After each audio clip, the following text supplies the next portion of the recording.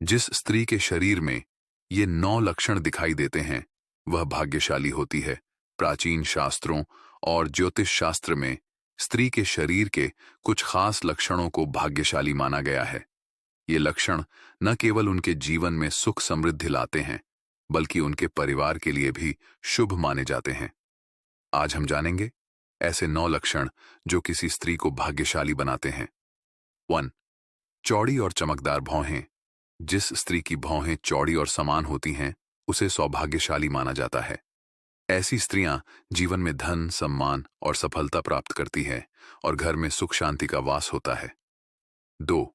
मध्यम लंबाई की नाक। ज्योतिष के अनुसार मध्यम लंबाई की सीधी और आकर्षक नाक वाली स्त्रियां जीवन में भाग्यशाली होती हैं। उनका जीवन सुसंस्कृत और समृद्धशाली होता है। 3. बड़ी और चमकदार आंखें। अगर स्त्री की आंखें बड़ी और चमकदार होती हैं तो यह एक शुभ संकेत है। ऐसी स्त्रियों में समझदारी और धैर्य होता है और वे अपने परिवार को हमेशा खुशहाल बनाए रखती हैं। 4. मुलायम और घने बाल। स्त्री के बाल उसके व्यक्तित्व और भाग्य का प्रतीक माने जाते हैं। जिन स्त्रियों के बाल मुलायम, काले और घने होते हैं वे आर्थिक और सामाजिक रूप से सफल होती हैं। 5. सुडौल और लचीला शरीर। जिस स्त्री का शरीर लचीला और सुडौल होता है उसे देवी लक्ष्मी की कृपा प्राप्त होती है। ऐसी स्त्रियां अपने परिवार को समृद्धि और खुशहाली देती हैं। 6. सुंदर और गुलाबी होंठ। गुलाबी और सुंदर होंठ भी सौभाग्य का प्रतीक माने जाते हैं। ऐसी स्त्रियां सौंदर्य और सौम्यता की प्रतीक होती हैं और अपने जीवन में हर क्षेत्र में सफल होती हैं। 7. कोमल हाथ और पैर। स्त्री के हाथ और पैर कोमल और सुडौल होने पर उसे लक्ष्मी स्वरूप माना जाता है।